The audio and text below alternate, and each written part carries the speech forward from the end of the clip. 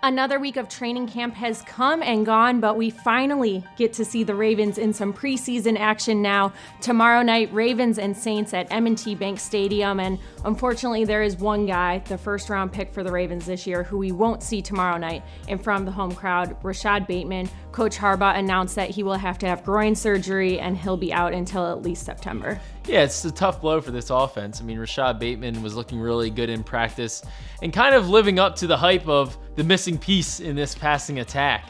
It was still early, but he was practicing really well, and I was excited to see what he could do in a game format. So that's a tough blow, but honestly, it's not just Rashad Bateman where they're having injury problems. Yeah, they are. I mean, the offensive line has not been practicing as a full unit over the course of camp. And then just receiver in general, this has kind of been the theme, unfortunately, for the receiver group over the course of camp. Hollywood Brown hasn't practiced really in full since the first day. Miles Boykin has been sidelined, and now you have Bateman. And Lamar Jackson. Don't forget about him. A big part of the passing game, obviously, Lamar. I mean, I think the good news just on Bateman is that he's getting it taken care of. Yeah. And he's coming back at some point in September. So I know there's a lot of concern there, but I think that you just need to consider that it is still early and there are still high hopes for him. He tweeted about that this week. So hopefully, we wish him a speedy recovery and he gets back and is ready to make an impact when he does return. Yeah, I think it's really about the numbers. That's the problem right now. It's just so many guys have been missing from practice, along the offensive line, with Kevin Zeitler being missing. Bradley Bozeman missed a couple practices.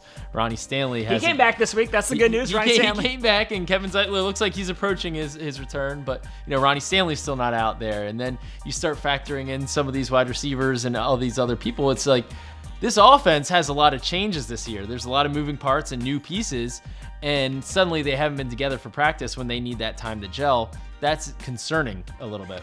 It does look like, though, Lamar Jackson has found a chemistry and kind of a groove with Sammy Watkins. Yes. He's throwing him bombs every day at practice. Well, that's been the really good sign this week in my mind. It's the first full week of Lamar Jackson being back on the field after starting camp on the COVID list. And I think we all obviously were wondering, how's he going to look? Is he going to be rusty?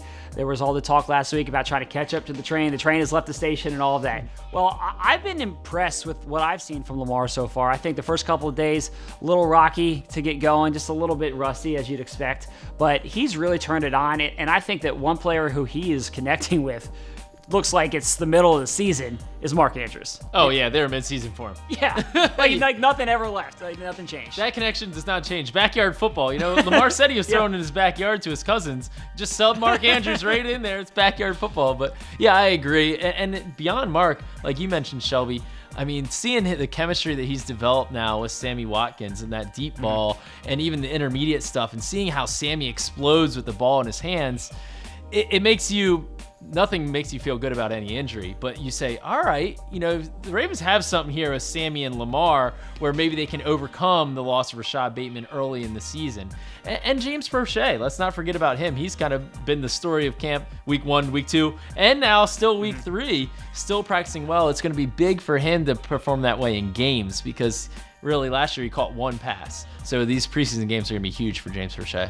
And as good as those receivers have looked and those tight ends, the secondary has been right there, picking off some of those passes. I mean, Tuesday was Marlon Humphrey's day. Yeah. I mean, he was incredible. There was a point in practice, and a lot of people have talked about it. The Ravens went at him 4 straight plays, which I don't know that I've ever seen that in a practice, especially going out the number 1 corner 4 straight times like that. 4 times, 4 incompletions. Well, you want to throw at Marcus Peters? I don't want to throw that way either. I know. It's kind of pick your poison with those 2 guys. And Marlon, there's legitimate defensive player of the year talk around him. And if he continues to play like he did on Tuesday, then he's going to be right there in the thick of that conversation. Yeah, I think the cornerbacks have gotten a little bit of a reprieve from some of the wide receivers missing from practice. They say, all right, here's our time to shine a little bit. And the pads come on, so that's when the physicality of these cornerbacks can really shine. So, the other good news, seeing Jimmy Smith go down in practice was obviously bad, but seeing that it wasn't a big-time injury was a relief, especially considering all the other injuries on the team right now. Now, it's been a while since these players have played in a preseason game. It's been a while since fans have been to a preseason game. What are we expecting out of this game against the Saints? I mean, look, regardless of who's out there from a starter standpoint, that's not really the focus. The main thing for these early games in the preseason, I think you focus on the procedure. You want to see who's playing well, especially the young players. Like, who seems like they're ready to take a step onto that stage? You mentioned James Prochet. Yep. So he's somebody who's looked good in camp. Like, there's always a procedure over the course of camp. He's looked good over the course course of the first week, second week. Now you do it in games. Like, that's what these young players need to do. They need to do it in a game atmosphere when there's bright lights and it's on television. And when you can see that, then that's encouraging to think that these guys can translate that into the regular season. Yeah, I'm looking for a win. It means 117 straight, right? Let's keep it rolling.